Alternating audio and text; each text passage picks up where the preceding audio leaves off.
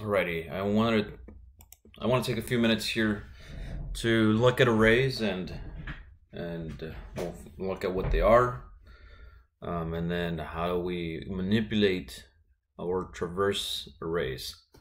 So we'll start here with the class arrays, and in this class we're going to have the main method, because when we run a class public static, when we run a class in Java, let me write this before I keep talking because I'm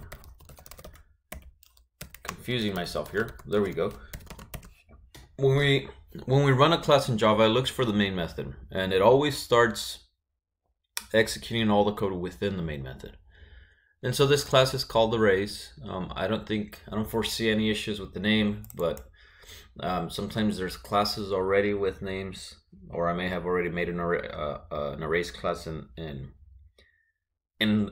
our classroom, and so if I need to, I can change the name. But in any case, we have variables, right? So it is convenient to make variables because variables store a value, and that value might change as your program runs. And when we store a variable, and this is review, when we make a new variable, we need to specify its data type. So we declare the data type. And so there's all kinds of data types. There's integers, that's whole numbers, doubles for numeric values with the decimal value. There's chars, or for single characters. There's a string or strings for phrases, words, or a single character. You name it. There's also Boolean, and I mean, it goes on and on and on, right? And so there's quite a few data types. Some of them are what we call primitive data types. And in this case, that would be integers, doubles, Boolean, and char as well. String is not a primitive data type. And you'll notice that it is a primitive data type because when you declare it, it changes color. You see? Now it's purple. Int became purple. Double, also purple. Boolean, purple as well. And so the primitive data types will change color. A string is actually not a primitive data type. Notice how it doesn't change color. And that's because what we're doing when we make a string, we're making a string object. And when we get to classes, or if you haven't already, I've posted some tutorial videos on class structure.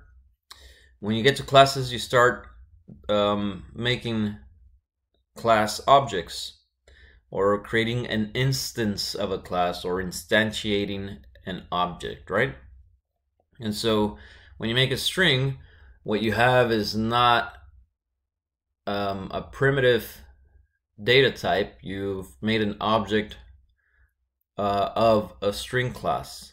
And so what's true about objects is that when you make a string object, you're using a class to make your object. So you have access to methods that you might not otherwise have access to, and so on and so forth. Again, review as far as variables go. And for example, right here you'd say string name equals like that. What is true though is that we can declare a string like so in line 6, or we can actually do it like this as well. Equals new string, using the constructor here, the string constructor. Again, something that is going to become a little more and more evident when we start dealing with instances of a class. So both ways work. You give the variable a name, and then you give it a value. And we know that just saying that name is a string is what we call a variable declaration. We're declaring the variable name to be of data type string. Initializing it would require that we do equals, and we do what we had before, right? So this is, in essence, declaration and initialization at once. Now this is for a single variable here, just one. Name is a string, and only one string, and that's it. But we also have mechanisms by which we can store multiple strings in the same variable, more than one string, and that's what we call arrays. And so if I was to, and there's a few ways, well, there's at least a couple of ways to declare and initialize, or just declare. And so I want to go through that. Suppose that you have an array, and think of an array as maybe a list of all the names in our class. So think of it as that. It's just a list of names, right? And so right here, for example, maybe I would change this to names, because there's going to be more than one name. And how do I know it's going to be an array? Well, after the data type, I put a set of square brackets like that. And this says that I'm making an array of strings called names. That's the name of the array. Now, if you're not sure, if you don't know the names, so say you wanted to make an array, but you don't know the names. Well, what you could do is you could specify how many names are going to be in the array, and you must specify the size. So we'd say something like new string, and then in square brackets we'd say there's 18 students in the class, right? Like that. Let me compile at this point. Save. I'm gonna go in here to the fundamentals folder, and we'll see if by any chance there's already an arrays. Yeah, there is arrays.java, you see. That's because I've done this in class. So arrays demo, I'll just call it demo for demonstration. Control compile, Control B, and then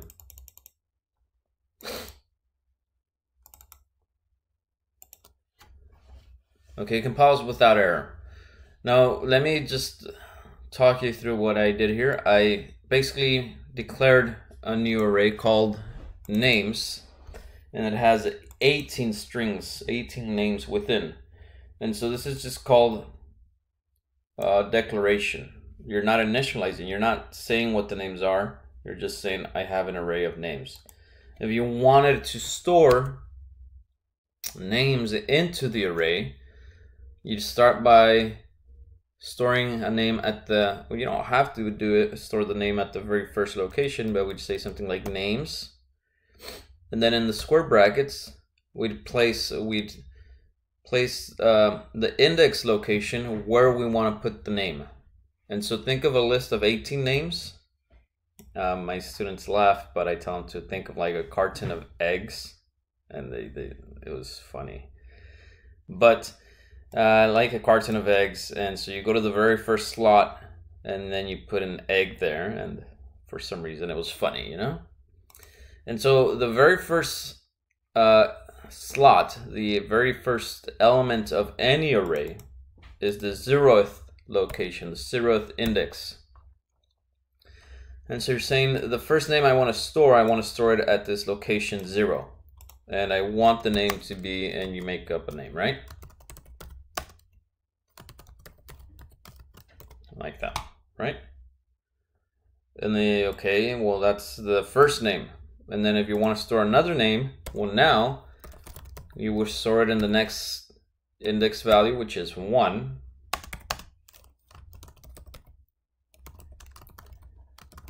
I guess while we're making up names, I'll just use some popular Philadelphia Eagles. Yes, I'm a Philadelphia Eagles fan. And then you could continue names. of 2 is equal to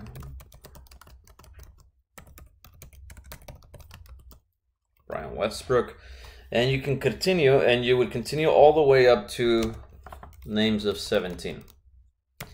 Because you have 18 students, but since you start indexing at 0, the last element is going to be 17.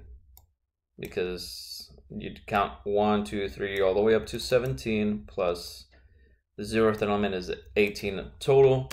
And right here you'd put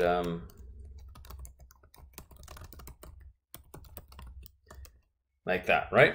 Now obviously I skipped quite a few. I didn't populate all the strings in the array, so there's not all 18 names have been initialized, but this is how you would initialize them. Now I guess for the brevity here, let's suppose that there's only 4 names, and then I put a 3 there, and now I've populated the entire array with 4 names. So this is one way to initialize the elements of an array, one way. The other way is to hard code the elements. And so we could do something like string, and then maybe we have a separate list where we have our favorite restaurants. And we know what our favorite restaurants are, and so rather than use this notation where we say we're gonna store 4 restaurants, we're gonna actually hard code the restaurants here using these curly braces. And what we do is we actually put in our restaurants in here, and obviously everybody likes In-N-Out, so maybe that's the first restaurant at location 0. But now the name of the array is restaurants. So this is the name of the variable, which happens to be an array of strings. Names is also a variable, which happens to be an array of strings as well. And so In-N-Out, what else is good? Farmer John's, right? That's good. And I don't know, Donut Avenue is the close one. And so on, and so let's just leave it at 3. But here, the difference between initializing this array and initializing the names array is that right here in line 6, I did what I call the declaration, variable declaration.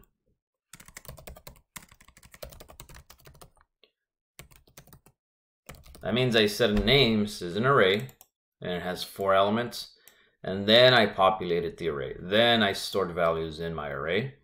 Whereas on line 12, I also did the variable declaration, but I also did an initialization.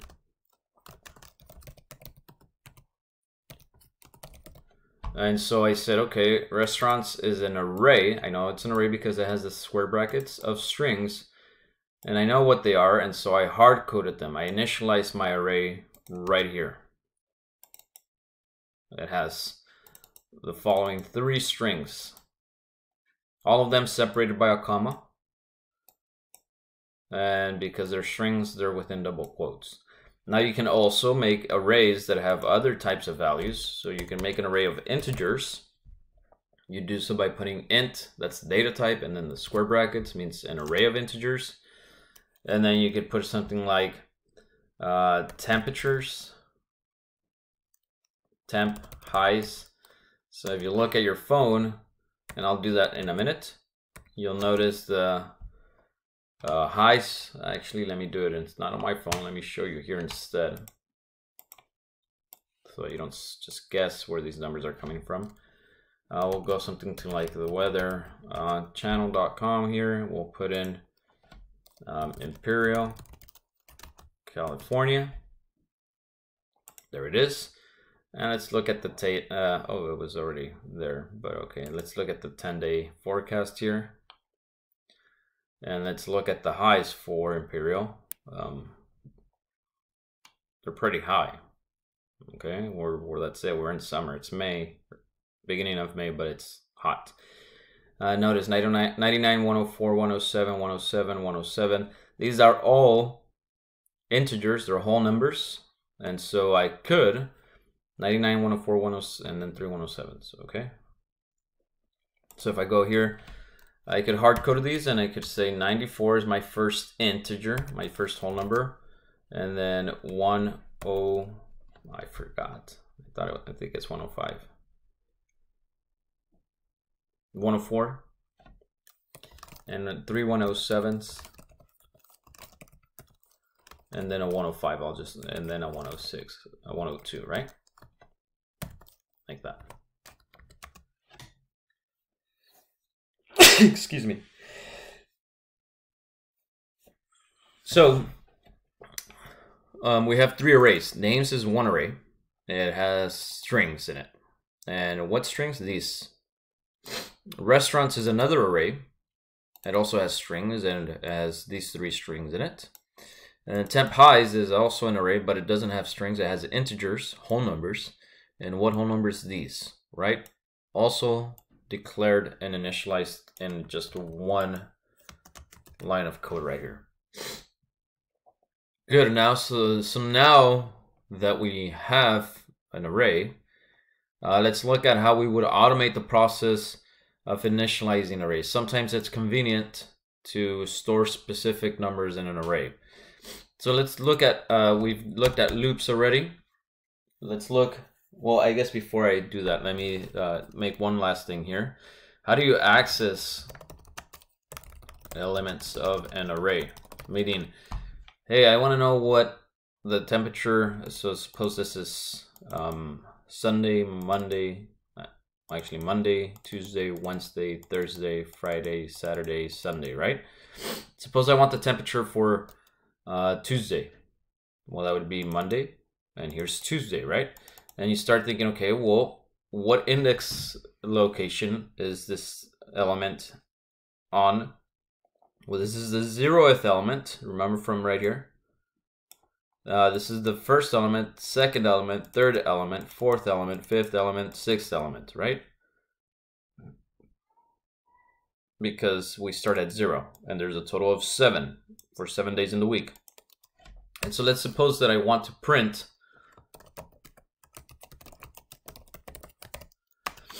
the temperature for Tuesday. Well, Tuesday is at location 0, 1. This is Monday. So I would have to get the name of the array, temps high, and then I would put the square brackets and I would put a 1 there. This we read as temp highs of 1.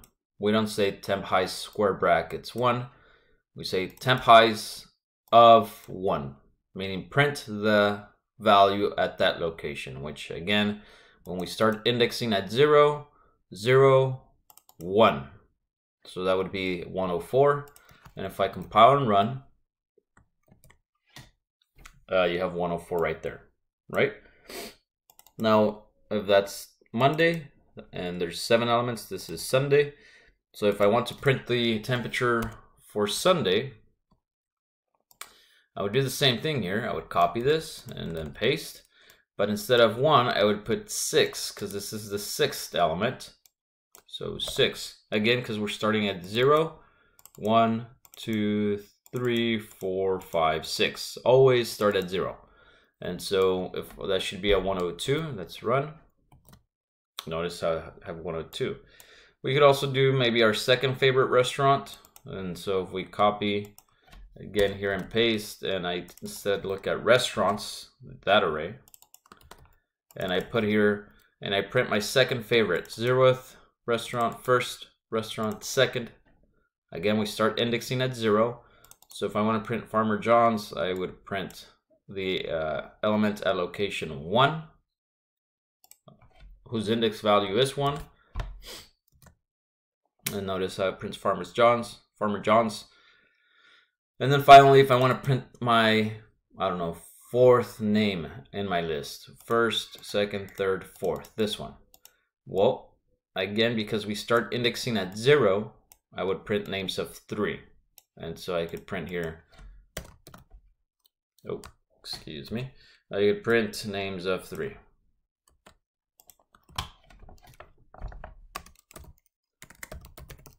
Of 3, that should print Deshaun Jackson, who is a speedy wide receiver for the Philadelphia Eagles. And there we go, right? This is how you access elements of an array. There's also getting the length of an array,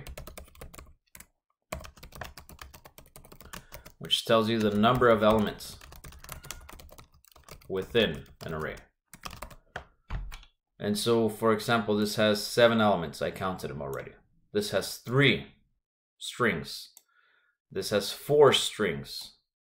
And so, to get the length of an array, or the number of elements within, and I'm going to print it so I can see it in the screen, all I would do is I would first type the name of the array, and so names. And then I would use a method.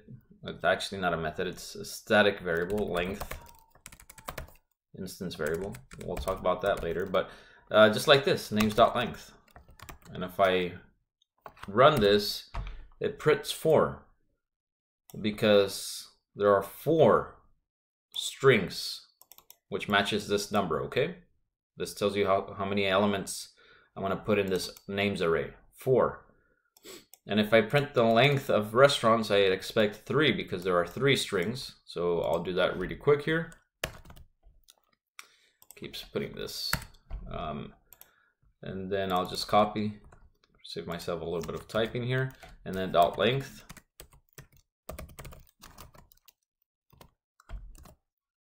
I pasted it again. Control B as in boy will compile. Control R runs 3.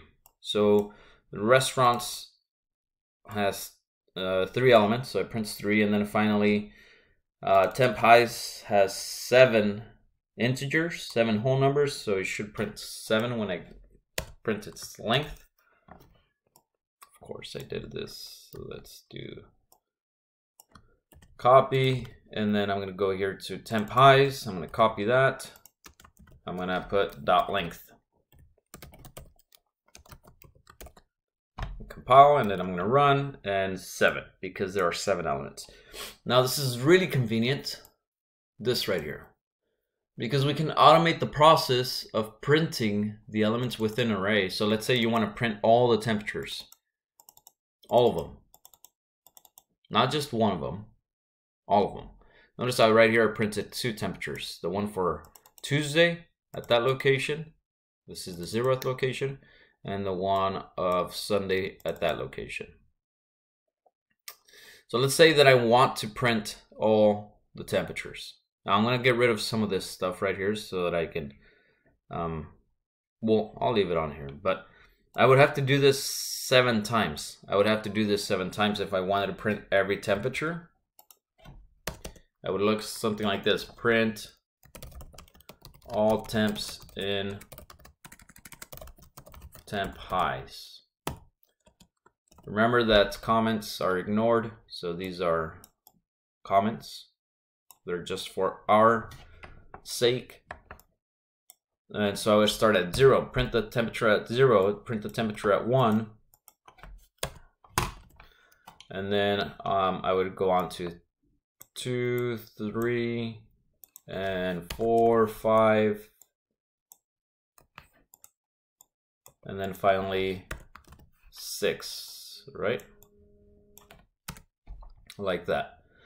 Now this would print all the temperatures. There are 7 temperatures. This prints the first temperature, second, third, fourth, so on and so forth. And if I comment this so that I don't have these print statements, let me comment that so I don't see this and I don't confuse myself. Okay, so I run this now. I'm gonna compile and I'm gonna run. And notice that it printed all the temperatures, 94, and then 104, which is not, today's gonna be nice. And then tomorrow's gonna be 10 degrees hotter, and you can feel that. And so 7 temperatures all printed right here. But then you ask yourself, well, what if I had 100 elements? And would I have to do this 100 times? Right now I did it 7 times, and you can already see how it took 7 lines of code. Or what if I had 1,000 temperatures or 1,000 data points of anything? Would I have to write 1,000 lines? And the answer is you could, but there is a very good mechanism, a very nice tool that we can use to avoid doing this, and that's called looping, which we've discussed. You can write a for loop, for. Now, you want to use a variable, int I equals, and if you look at the tutorial video on loops, if you haven't already, take a look at it, and you'll find that we initialize the variable I or X or J, whatever you want to call it. It doesn't make a difference. It's an integer value, and we say where we want it to start. Well, in this case, I want it to start at 0. Because 0 here is the first value of I that I want to print, the 0th element.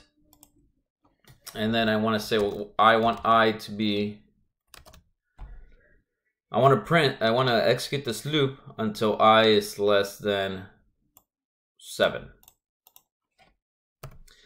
Meaning the last element, the last value of I for which this is true was going to be 6. 6 is less than 7, that's true. And then 7 is no longer less than 7. I want to increment by 1 because I'm increasing my index value by 1. Okay, there we go. And all I need to do is I need to copy one of these, just one. That's all it takes. I'm gonna paste it here, and instead of 0 here, because I believe if I leave the 0, I'm always only gonna print temp highs of 0. I'm gonna put the variable that is constantly changing, and that's I. I starts at 0. 0 is less than 7. That is a true statement, so we come in here, print temps of 0. Then we loop to the incrementer. We increase I by 1, so I is 1. We check the condition. Is 1 less than 7? Yes. So we print temps of 1. We loop back to increment. I is 2. Is 2 less than 7? Yes. So we print temps of 2. And you're looping and looping and looping. And you save yourself roughly 5 lines of code. Not including these curly braces, of course. And so if I was to do this instead, and run, notice that I still print all the temperatures, but now I save myself some lines of code. There's something to be said here, which is we've done the following. We've traversed the temp highs array. Traversed the array means that you've started at with the first element and traversed the array, meaning you've traveled across the array and accessed every element within the array. And how do you traverse an array? Using a for loop. Now, one thing here to note is this number, 7. There is a way to always ensure that we print all the elements of an array without having to count how many elements there are. I know that there was 7 elements here. I counted them. But say somebody makes the array, someone else, and the array is too big for me to count the elements. You know, it's like in the thousands. I wouldn't sit there and go, how many elements are there? How many elements? And count them. And I needed to know, because I need to put here I less than whatever that length is. This, by the way, is the number of elements in the temp highs. There's 7 elements.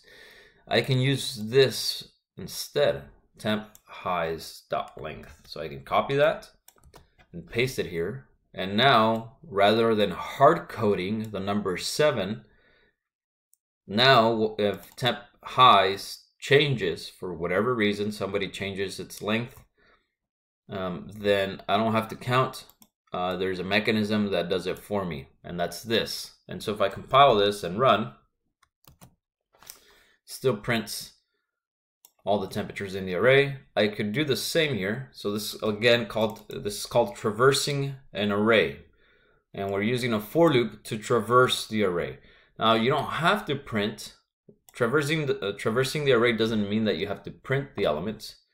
So you could actually delete that print statement, and you'd still be traversing the array. Maybe you want to get the temperatures for each day, and you want to, I don't know, multiply them by 2. Why would you do that? Well, who knows, right? But maybe that's for the operation that you want to do. And so you take every temperature, temp highs of I, and multiply it times 2. If you wanted to print that, you can still print it, but we're still traversing the array. Now we can do the same with the other arrays by doing the same thing, where I can copy this and I can paste, and instead of temp highs, I can do names dot length, and instead of temp highs here, I can do names of I, and if I want to, I can print all the names in here as such.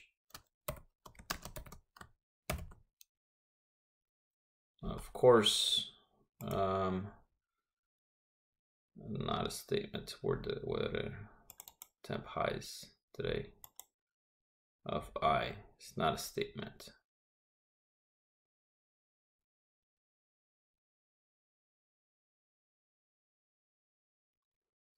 Okay, I'm rather than try to figure out what's wrong with this, I'm just gonna change it back to what it was. It's having issues with it, and I can't pinpoint it right now. Anyways, so we print all the elements in temp highs, that's these. Then we print all the elements in the array names. One last thing I want to mention here in this video, because we're almost out of time, is using a for each loop. For each loop is a very nice way of traversing an array when you don't have to change the elements within the array. So this is used to access the elements of any array, not modify. And the way it works is that you say for, and then each is a word that we use. We actually pronounce, but we don't write it. For each, and you specify the data type. And so let's suppose that we want for each string X in names. Names is the array. X is an arbitrary variable, meaning it doesn't matter what name you give it as long as you give it a name. And then we read the colon as in. For each string X in names, that means that X is going to be every string in names. Print X. And so I go in here and do a system.out.print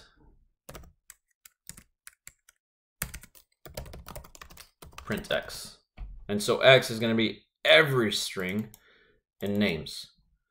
That would work. This would produce the same result as this, the exact same. You could also do print every temperature by doing for each integer X in temp highs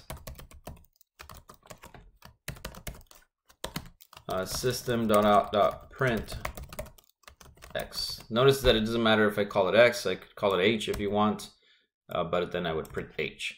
For each integer H in temp highs, print H. And so what we have is we have two for loops that do the same thing here. Those do the same thing as these two.